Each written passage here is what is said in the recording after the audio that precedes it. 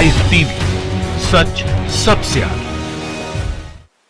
The state of the economy today is deeply worrying. The last quarter's GDP growth rate of 5% signals that we are in the midst of a prolonged slowdown. India has the potential to grow at a much faster rate, but all-round mismanagement by the Modi government has resulted in this slowdown. It is particularly distressing that the manufacturing sector's growth is tottering at 0.6%. This makes it very clear that our economy has not yet recovered from the man-made blunders of demonetization and a hastily implemented GST. Domestic demand is depressed and consumption growth is at an 18-month low.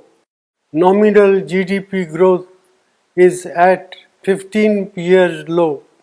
There is a gaping hole in tax revenues. Tax buoyancy remains elusive as businessmen, small and big, are hounded and tax terrorism continues unabated. Investor sentiment are in doldrum. These are not the foundations for economic recovery. The Modi government's policies are resulted in massive jobless growth.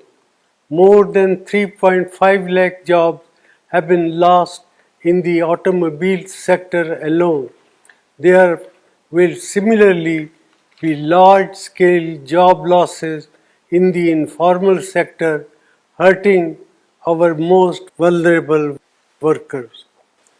Rural India is in terrible shape.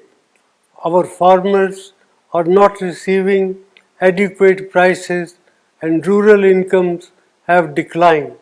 The low inflation rate that the Modi government likes to showcase comes at the cost of our farmers and their income by inflicting misery on over 50% of India's population.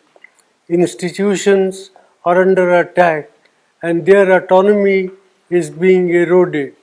The resilience of the Reserve Bank will be tested after its record transfer of rupees 1.76 lakh crores to the government, which claims that it does not have a plan on what it will do with this windfall. In addition, the credibility of India's data has come under question under this government. Budget announcements and rollbacks have shaken the confidence of international investors. India has not been able to increase the exports to take advantage of opportunities that have arisen in global trade due to geopolitical realignment. Such is the state of economic management under the Modi government. Our youth, our farmers and our farm workers, entrepreneurs and the marginalized sections deserve better. India cannot afford to continue down this path. Therefore, I urge the government to put aside vendetta politics and reach out to all sane voices and thinking mind to steer our economy out of this man-made crisis.